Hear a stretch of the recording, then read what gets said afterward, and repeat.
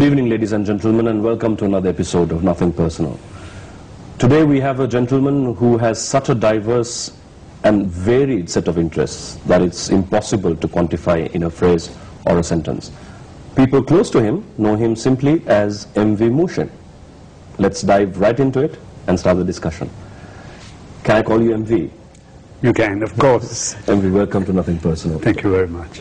Could I first start by asking you, you've started your career as an accountant, you've dabbled in IT, you've been with the World Bank, you've served in Africa, you've been a sports writer. Such an amount of varied interests. How do you keep tab of all of it? Well, I must say, firstly, thank you for inviting me to share some thoughts with you. It's really a pleasure to be here. I would reverse the order of what I did by talking about journalism and sports writing, because that was probably the most enjoyable thing that I did in life. Everything else was an accident. But that's very modest. But when my father died when I was young, just out of school, and I had to make a decision about my career. I felt that accountancy was something that might be of interest to me, as well as help me to build a career. So I got myself articled, came to Colombo from Kandy, and spent time here. And I had to find a job soon after I was articled, because I couldn't make ends meet. As I said to you, my father died early. And I joined Haley's, and I was fortunate, really, to work in a company which is as diverse and good as Haley's, and I worked with some extremely good people. And then I happened to go to Africa, to Zambia, spent some wonderful 12 years in Africa, and got to know about Africa and the Africans and the culture. It helped me to think more broadly. And then, of course, I joined the World Bank. Spent another 17 years really at the World Bank, and now I'm a free man. I'm retired. I'm unemployed, and busier than ever. And well, in a way, and so I have the time, at least, to spend talking about and reminiscing about the past. Let's start right at the beginning. Your father died when you were very young. Did that put added pressure to take on responsibility early on in life rather than later? The pressure was almost immediate, because my father was the breadwinner. He was a lawyer, and as soon as he died, when I was 19 years old, the income stream was cut off.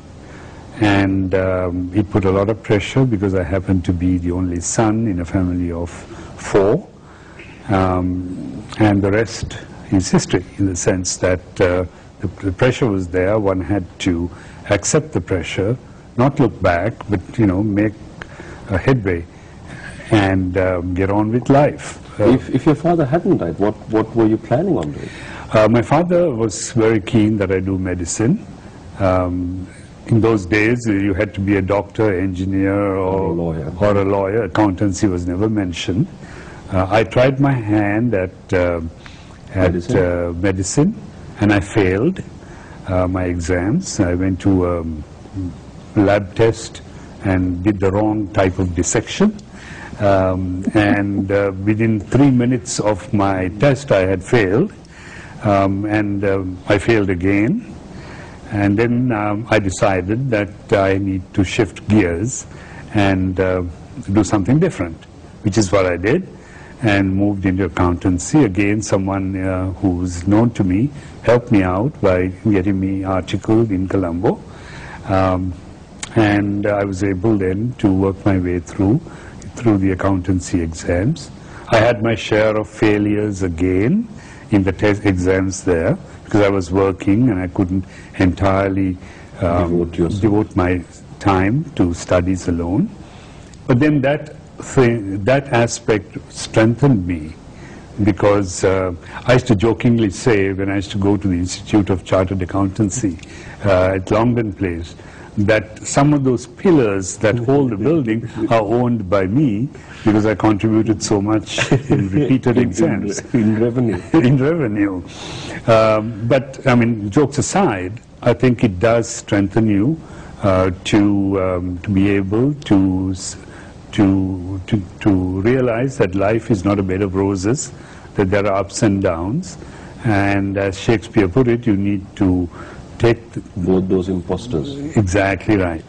And I was able to work through those issues and try and become a fully fledged accountant. And the Chief Financial Officer.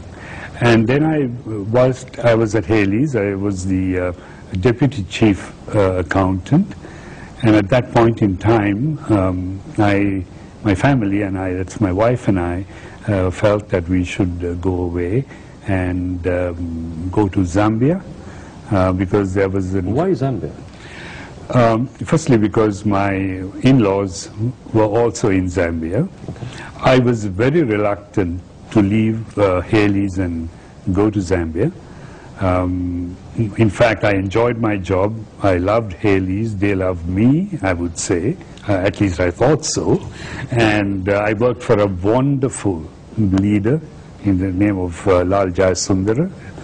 And there was no compulsion at all on my part to leave. But my wife felt that I should. And rather than my applying for the job, she applied for you? She tendered my application to the recruitment agency. And I was so relaxed when I went for the interview, because I wanted to fail the interview. And as fate had it, you got selected. They were impressed by my relaxed, calm attitude, that I was selected to do the job. So Africa was only for the reason that there were family connections there. But I have not the slightest regret that I selected Africa. Why Africa? Africa, in having lived in Africa for 12 years, I would say that if people do not have any association with Africa, you miss a very good part of life. The terrain, I mean, people tend to feel that Africa is hot, jungle area and all that sort of stuff. Uncivilized, to say. Uncivilized, I would be kinder, but nonetheless, that, you know, there is stereotyping. Absolutely. That's the first image that comes to mind. Exactly. And when I went to Africa, I found the Africans to be incredibly patient people, very hospitable. They respect human beings.